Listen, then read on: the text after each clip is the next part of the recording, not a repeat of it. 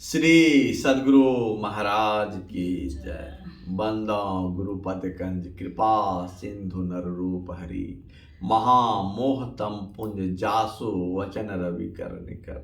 मेरा मुझ में कुछ नहीं, जो कुछ है सब तोर।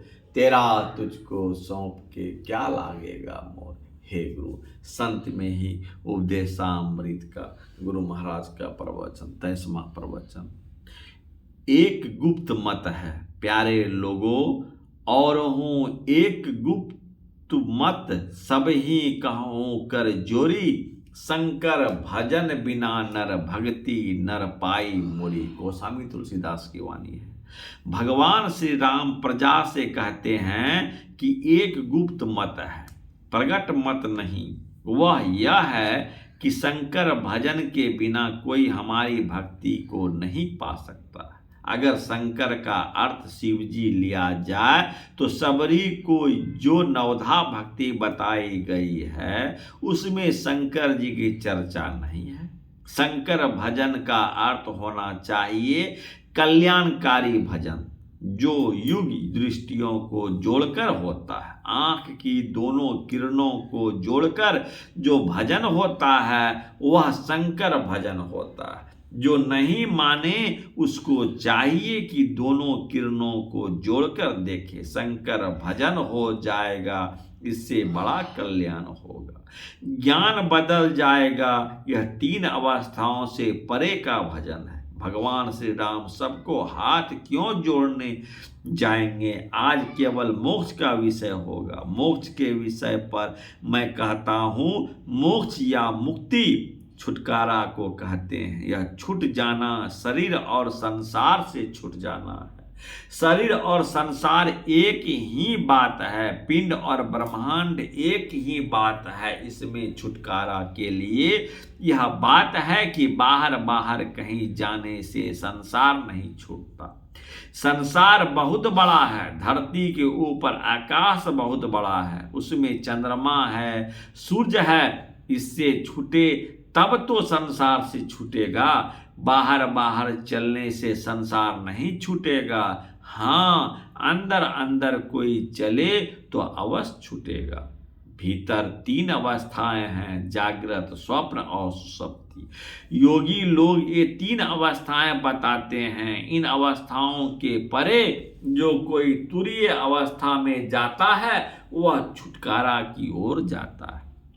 अवस्थाओं की बदली अंदर में होती है, इसलिए अंदर अंदर चलना होगा। जैसे संसार में दृश्य के साथ शब्द है, उसी तरह अपने अंदर में भी दृश्य के साथ शब्द है। अंदर में देखने की जो चीज है वह दिव्य ज्योति है और सुनने के लिए दिव्य शब्द है।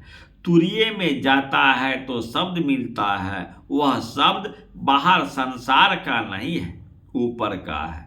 जो कोई उसको सुनता है वह ऊपर खींचता है। जैसे चुंबक लोहे को खींचता है, वैसे ही वह शब्द सूरत को ऊपर खींचता है और शब्दातीत तक पहुंचता है। यहाँ पहुंचकर मोक्ष होता है। तब ऐसा हो जाता है जैसे जो जल में जल पैस न निकसे, यों ढुरी मिला जुला।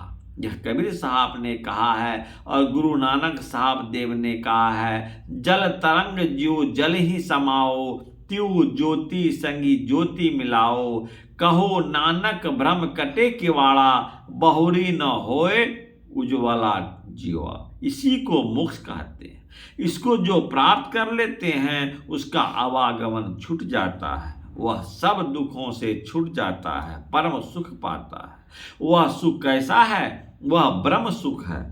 उसके साथ दुख नहीं है। यही असली मुक्ति है। जब तक शरीर का जीवन है तब तक शरीर में रहता है, तब तक उस शब्द के साथ लगा रहता है। सोवत जागत उठत बैठत, टुक विहीन नहीं तारा। झिन झिन जंतर निस्दिन बाजे, जम जालिम पचिहारा। दरिया साहब की वाणी है।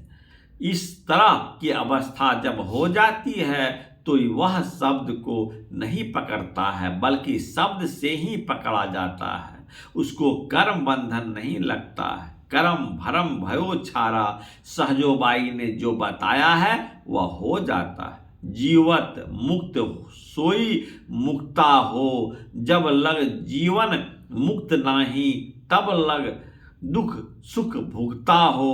देह संग ना होवे मुक्ता, मुई मुक्ति का होई हो। तीर्थवासी होय न मुक्ता, मुक्ति न धरनी सोई हो। जीवत भ्रम की फांस न काटी, मुए मुक्ति की आस हो। जल प्यासा जैसे नर कोई, सपने फिरे प्यासा हो।